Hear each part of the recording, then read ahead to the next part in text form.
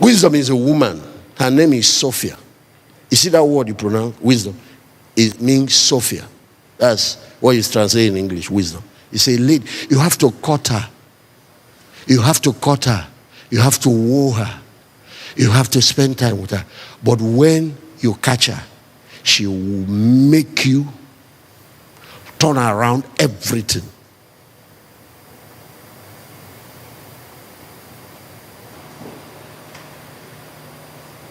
So the first pillar is acknowledging that you don't have. And so that's what Solomon did. When the Lord, go back there, 1 King 3, when the Lord gave him that open book, ask what I will give you. The first thing he did was to say, and Solomon said, thou hast showed to thy servant David, my father, great mercy, according to as he walked before thee in truth, in righteousness, and in uprightness of heart with thee. That's another subject. You see his perception of his father. A man that walked in integrity, in righteousness, in uprightness of heart. Why is it that Adonijah did not end up the way Solomon ended up? His perception of David is where, you see, when God gives you people to mentor you, to father you, to raise you, your perception can destroy you. Because, you see, this David, was it not the one that had problem with Bathsheba?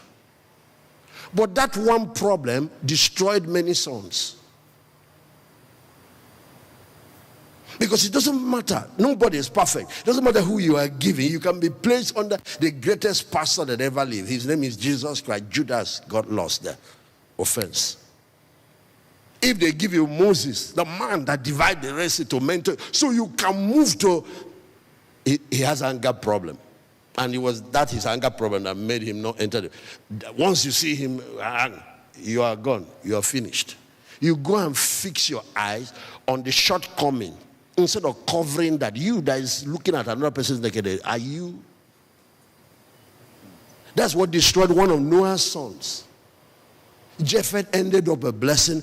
Shem ended up a blessing. One, because the man that saved the world built an ark. The Bible calls him a preacher of righteousness. Got drunk. And then I'm looking for that one mentor that doesn't have an issue. Globally. They only look fine when you are far until you are given proximity.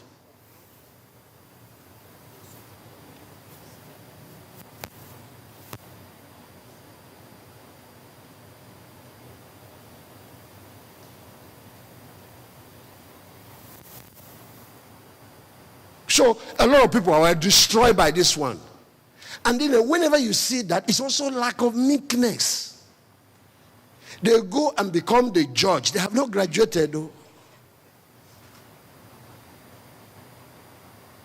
He said, my father is a man, and it's true. That's also how God describes David. The man that walked in truth, integrity, the man that walked in righteousness, and the man. He had one mistake he made. Yes, but that's part of his process to come here. But, you know, that mistake destroyed Absalom. Do you know that's where his problem?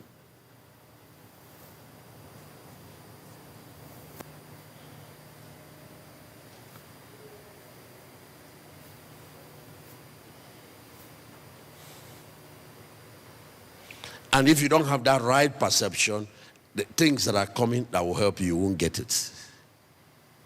You won't.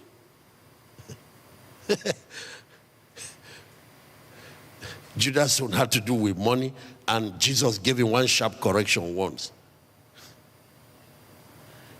A woman brought an alabaster box. But this is a thief that is under mentorship. And we're trying to get rid of this leprosy. Is now complaining about a woman who came and sowed the seed of alabaster. Jesus said, leave her alone. What she's doing is for my burial. He pretended that he cared about the poor. Bible said, that was it. Offense. Offense opened door for evil demons to get inside him. It got the other SIM card. That's what is called a virus. When it enters your computer. You can now sit and put the same knowledge you put in others, they got it.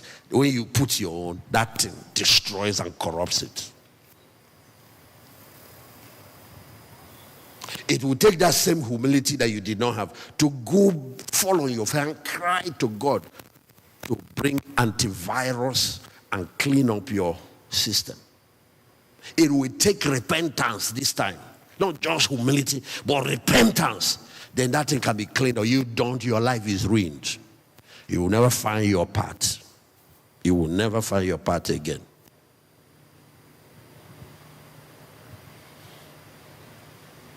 And the enemy is out there shooting viruses at people, shooting viruses at people, shooting viruses at people.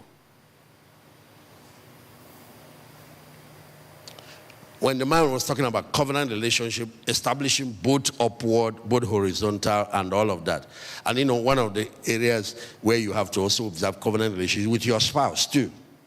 If you don't, because what it does is part of the system God uses to shield you, your antivirus system. It's part of it. Then if you don't have meekness, because even if you're going off and you are meek, you can be corrected, you can be protected. Enemy messes your life up. Some of the brightest people have been ruined. So the first pillar is wisdom, is ignorance, acknowledging. So this is what Solomon did. He said, you also given David a son to sit on the throne as it is this day. He said, you have kept to my father this great kindness by giving him a son. He saw that even his rising is part of God blessing the covenant he made with David. Okay, look at the next verse. So he said, your servant, now, oh my God, you have made your servant king instead of David my father. I'm a little child. I don't know how to go out or come in. You see what I'm talking about? Acknowledge that you don't know. If anyone lacks wisdom, then he can ask. If you carry like you know, that's why you will die not knowing.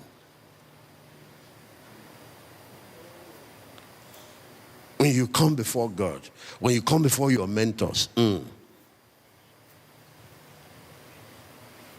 I was explaining to Pastor Sarah. I said, the things I know, I already know. So, when I meet greatness, the things, I'm not interested in sharing what I know. I'm always asking questions. Because I'll go sit with Pastor Wampa. I do mentorship with him every Tuesday.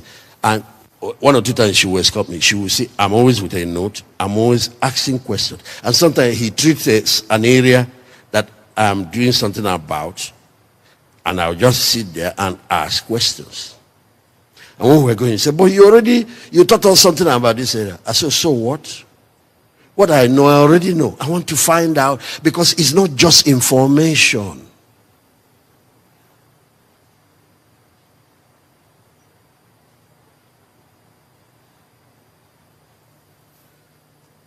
I said, that man is pirating.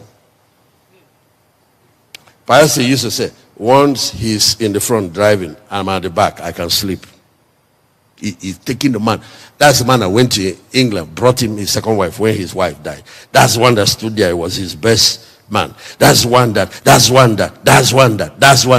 I've asked other elders. So I'm trying to collect 2 generations of wisdom.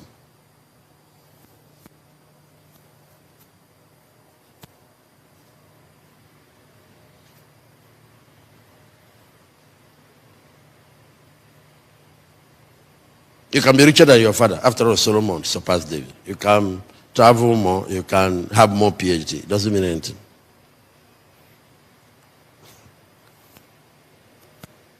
So, I'm but a little child. I don't know how to go out and come in. Lord, you've asked us to take nations. We don't know how to go about it. Lord, you've given me a church to pastor. I don't know how to go about this. Lord, you've given me a wife, running a family. Women are complex. I don't know how to. Give me wisdom to manage this woman and these children and build a world-class family for your name. Lord, you asked us to reach nations. Nation building is a complex thing. Transformation is such. Give me wisdom and understanding heart. You see what is going on here?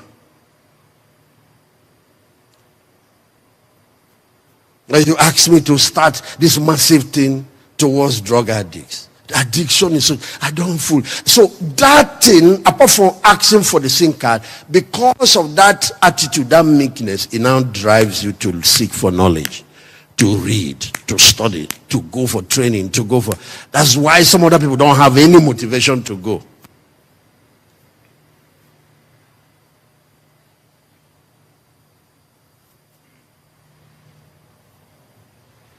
So if you now check, the second pillar is now knowledge. Is going to acquire, to get training, to seek for mentorship, to study, to listen, to all that. If you see what goes on with me, you'll be shocked. Because the machine is empty without feeding it with raw materials.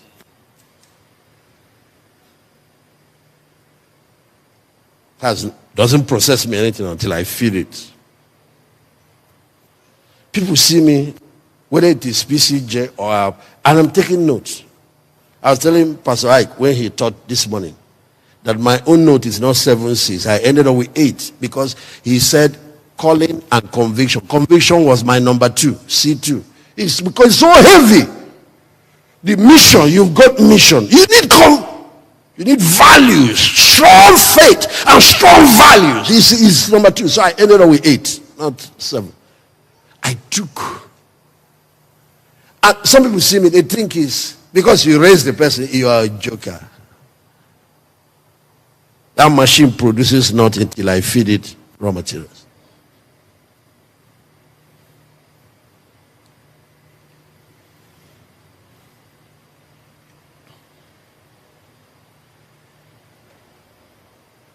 Then the third pillar is understanding. Now that's where this thing is processed and is now assimilated. So why the knowledge level is acquiring information, acquiring education, acquiring training, acquiring order. The understanding level is processing it and assimilating it. Assimilation of knowledge. Like I said, knowledge is now what it is. Understanding is what it means. And understanding is why it is so. You now understand the purpose of what you've learned. What it's meant for. Why it is like that. You're on a level. Another level. You have left the other people behind. Then the fourth pillar now is wisdom. Wisdom now is application. So why knowledge is what it is. Understanding is what it means. Wisdom is how it is used. Wisdom is how it is applied. Wisdom is now technology. You have a know-how. So that level is reserved for only practitioners. It is those, so that's why the obedience-based thing is so critical. Because the discovery approach might deliver knowledge. Sometimes it can deliver understanding because of corporate brainstorming and all of that. But wisdom is only reserved for doers, for practitioners. You can learn all my teachings or healing ministry till you start healing the sick. You will never see my back. There are things that are now open to you that's hard to find in books. You can sit in the best theological school, study missiology, be a teacher of missions, but you don't go. You don't do it. You are just a professor. All you have is level 1 information. And people can come collect that information, but if they go to practice it, they will be operating at a level you will never get.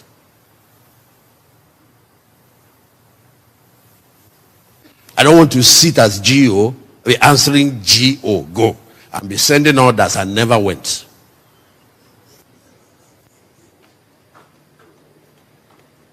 I want to be an example of what I'm asking others to do. And part of how I gain wisdom in deployment and in managing other leaders is that anything at all, I go and do it first. Then I'll see what is not good for other people, what is not good for their family. I see what wives go through. I see what children. And after seeing it, it gives me wisdom. And that's why I'm a compassionate and balanced in leadership of managing other people's lives. I now started learning certain things That's when I realized that mission is not just the myopic thing they taught us in the school. Mission has been God's movement.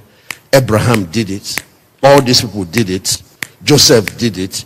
Daniel did it. And all that. So Daniel, was he poor? Was Abraham poor? Was Joseph poor? Where did we get this new theology? Is that not what Jesus came to do on earth? And he learned a trade. When they run into, if we all throw away all the skills, business skills away, when they run into need for money for fishing, what did he tell Peter to do? Pull out that your original skill that you left. Go and use it and provide us tax money. So that's what Paul finally packaged. What's what we're calling tent making. I had to learn it. I'm going to show you people a few things now as I close. So you see how missionaries can save their time and focus on the work. Because now we're talking about business. Some of you will go and that will distract you. You leave the work. You start pursuing money. You will see what I did and what I now teach others. This is no more the theory. This is now wisdom in operation. Wisdom, it is not wisdom till you do it. It is not wisdom till you start practicing. When you live here, you need to go plant a church, plant a cell, and grow that cell, and learn this multiplication. And then you start how to launch a movement. I need to turn this to a movement so that you will multiplying. So you go back, listen to that message. Okay. Okay, let me show you something. Proverbs chapter 4. Let's read from verse 1. Please, Proverbs chapter 4. Here, you children, the instruction of a father. This is Solomon. I told you that there are 3 sources. This is one of the sources. Just because they gave him the machine and the SIM card that processes wisdom doesn't mean you don't learn anymore from people. David mentored him very well. Okay, instruction of a father, attend to know understanding. Verse 1. Verse 2. For I give you good doctrine, forsake not my law. Verse 3. Verse 3. For I was my father's son. He's talking about David. Tender and beloved in the sight of my mother. Verse 4. He taught me also and said to me. Let me pause and say something. If you never make reference to others, you will never be a reference. The wisest man on earth is quoting somebody else. Did he remove anything from him being very wise? Some of you will say, no, I got it directly from the Lord. It came to me direct, straight. Shut up. It's your pride that will not allow you to go anywhere. It won't allow you. You think that's how to create your special importance.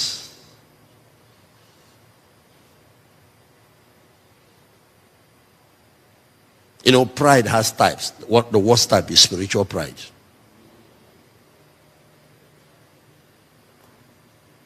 It's worse than pride of life. Pride of life is boasting about my car, my accomplishment, my house, my degree, my different things. Spiritual pride is spiritual thing again, becomes your downfall.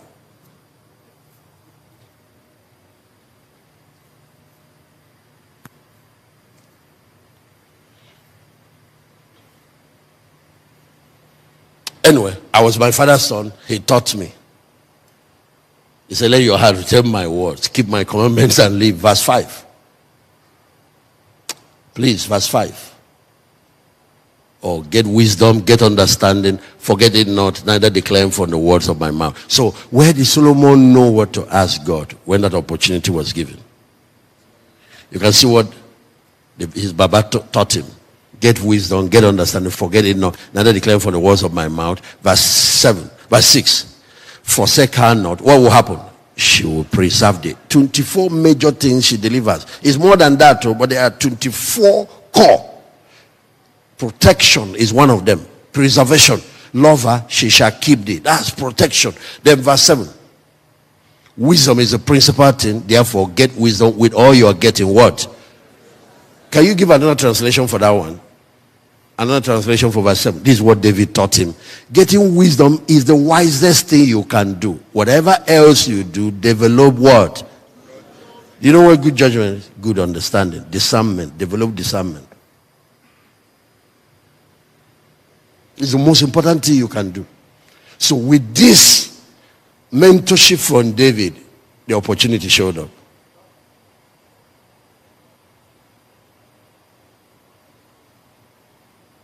And that's what I'm doing for you now.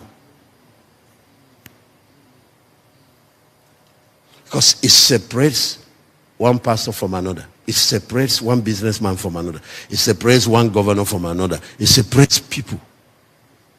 Verse 8. Verse 8. Some of the things he will do for you. Exalt her, she will promote you.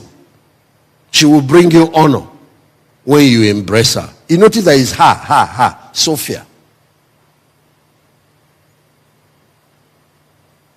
Verse 9. She shall give to your head an ornament of grace, favor, a crown of glory. This one will turn you into a leader and give you your own crown.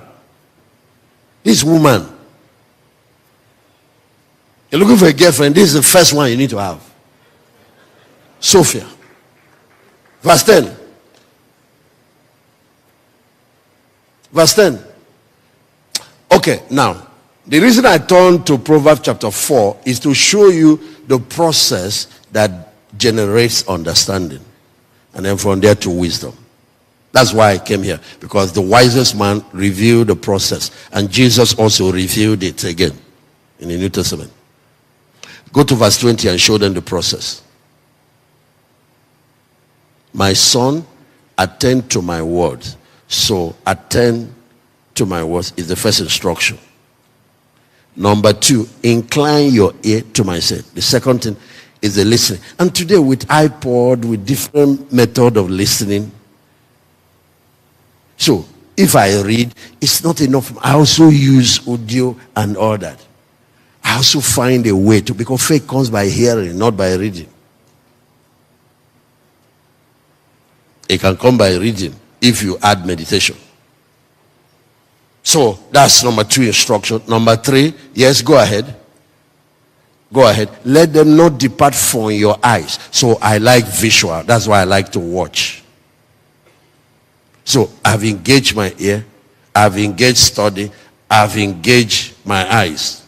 Then number 4, keep them in the midst of your heart. This one now. How do I transfer it from my head to my heart? Everyone say meditation. Say meditation.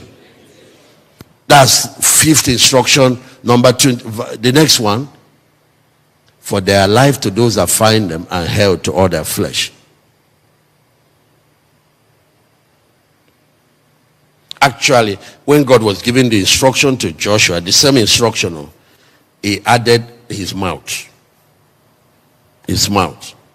That the book of the Lord shall not depart from your mouth. It's not, you are to meditate on it day and night. So my eye gate, my ear gate, my mouth gate, plus my mind gate through meditation, so you can get into my heart, which is the hard disk. Actually, what he's saying, until something gets into your subconscious, it's not yet you. It can be in your mind, in your conscious, and you find that you have something you know, but your behavior is contradicts what you know. You know something, you're even teaching it to people, but you are alive. You're doing a different thing. Because it's not yet you. It has not been made flesh. But when it gets to your subconscious is the one that controls your behavior.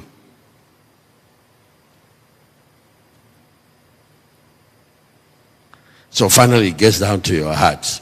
And when it gets down to your heart, it becomes you. Because as a man thinks in his heart, so is it. And the person is changed. And then he starts delivering to you the different things he promised. So, the one thing you notice when he was giving instruction is that the last instruction, go back to verse 21, let them see that instruction, has to do with retention. Okay, let them not depart. And in almost every chapter in the book of Proverbs, there is instruction about this thing not departing from you. Because there is a 5th pillar, and the 5th pillar is foolishness. That's what Pastor Ike was talking about by a lot of people that are jabbering. Foolishness is now the rejection of wisdom, the abandonment of wisdom, is when you file divorce. You get her, you get blessed, you collect. So what happened is, after a while, some people, as they prosper, some people as they change environment, some people as they get into new relationships, that challenges, then they abandon what they have been taught, what they have been raised with. They abandon their values, and then that man is foolish. There's a difference between foolishness and ignorance. Ignorant person does not know. A foolish man knows, but walked away from it. And that's when the consequences come heavy. Usually in the time of ignorance, God tolerates, God overlooks. He treats you like a child. Children do a lot of nonsense. Babies, they can poo-poo on your shirt. You don't flow, But now, a man that has gained knowledge, we understand, is not an adult. He walks away from it. God now, both the demonic world and the divine world combine to deliver. They go through a lot of problems.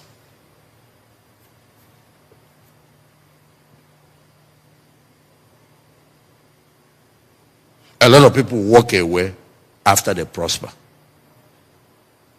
When they become big, they get proud. Okay, this is a good example, the man we are studying. 1 Kings chapter 11. So you will now find that Solomon wrote 2 major wisdom books.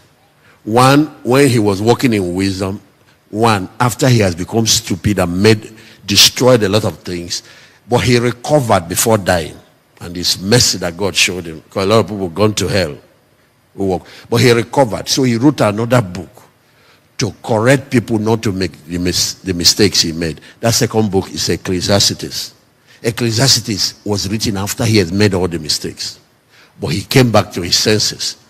He didn't recover the glory God gave him, but at least he recovered his sense. And he died. That's why he's part of those who are going to resurrect. You will meet when the resurrection comes.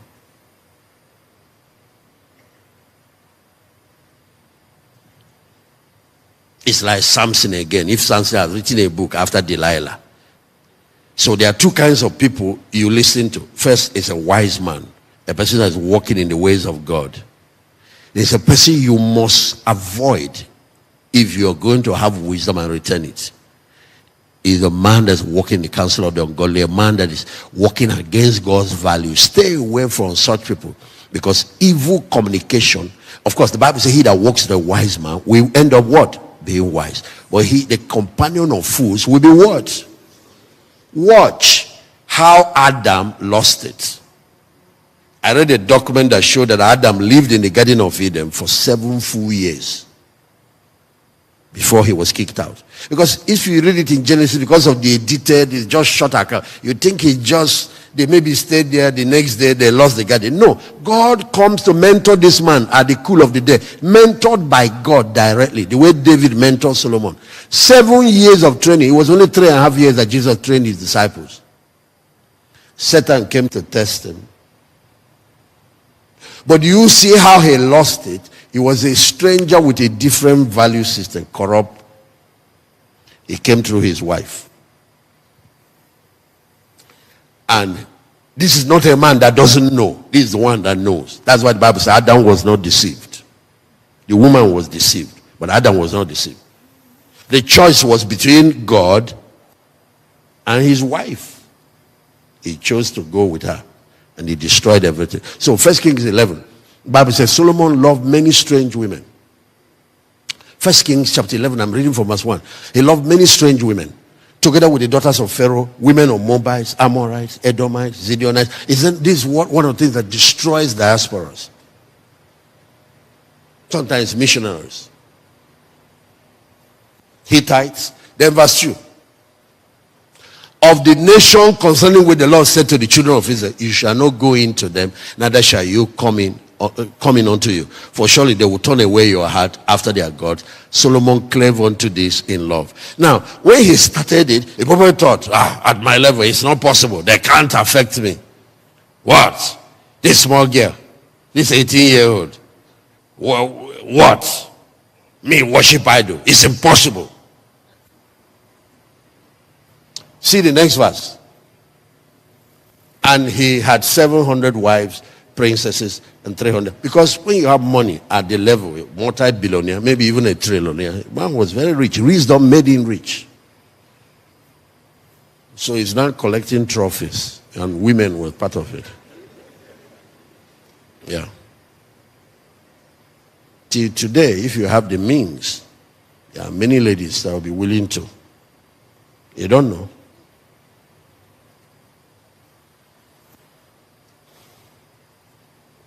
His wife turned away his heart. Did you see that? Verse 4. This is what shocked me. It came to pass when Solomon was old. His wife turned away his heart after other gods. His heart was not perfect with the Lord his God, as was what? You see how God sees David, as was David his father. Look, watch the next verse, verse 5. Solomon went after Ashtaroth. This goddess, this is the goddess they worship with immorality and sex. It's goddess of fertility. Solomon, you are now, and after Milcom. Milcom is Baal, the one they sacrifice children to. They burn people's children to fire for in offering to. You now, child sacrifice, this man of God, that God appeared to 2 times. Watch. He went after Milcom, the abomination of the Amorites. Then verse 6. And Solomon did evil in the sight of the Lord, went not fully after the Lord, did David his father. Verse 7. Then did Solomon build high place. He's now building. The person that built church, built temple, is now building, is now interfaith movement. I believe in different religion. That's what you are now preaching in UK. Because you are now in the Western country. They sent you to go and do masters. And what you will throw away is one that died for you, the one that saved you, the one that created you, and his wisdom, and went to sell to the enemy. And I'm doing interfaith movement. So all the religion, he's building temples for them. He built for Chemosh, the abomination of Moab, in the hill before Jerusalem. He built for Molech, the abomination of children of Ammon. This offering child sacrifice. Verse 8. Likewise, he did for all his strength. So when you have 700 wives, you can imagine 700 religions they brought from different countries. He built for all of them. He has the money. The same money God gave him. You see what he's sponsoring now. I'm not going to give again. All these tithes. Because you have gotten wise. God has now blessed you. You were disturbing everybody, crying, begging God, fasting when you were looking for the breakthrough. He has now come.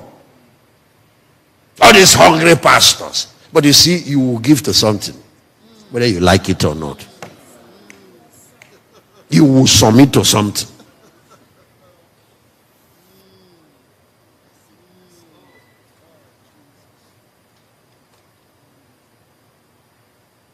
If you to serve God, you will serve something. Even if you choose atheism is religion. But you will pay for it.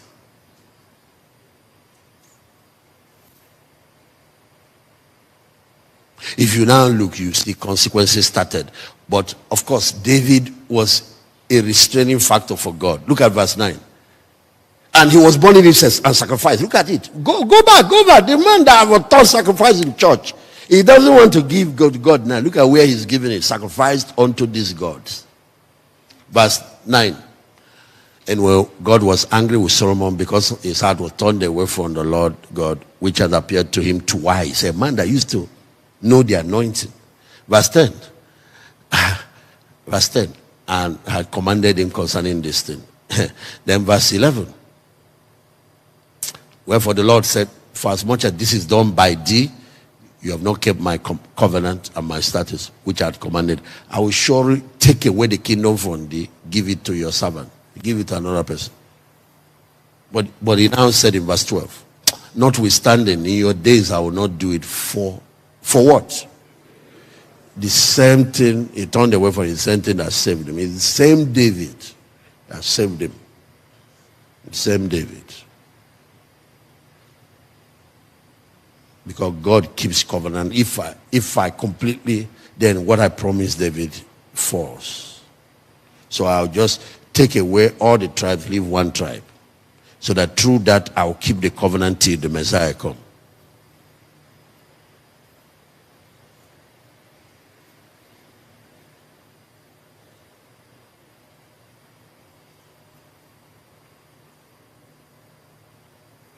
You see that temple and all that thing he built, Solomon's temple, order, destroyed, burned to ashes.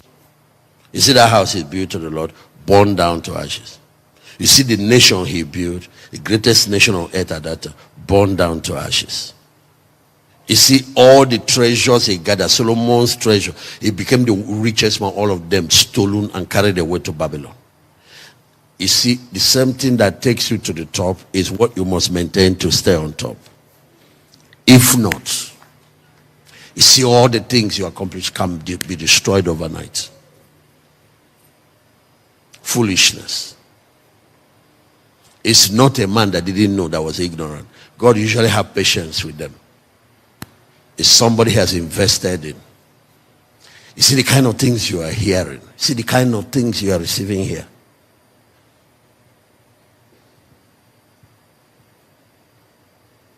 Do yourself and your children some favor to walk in the ways of God and keep covenant with him.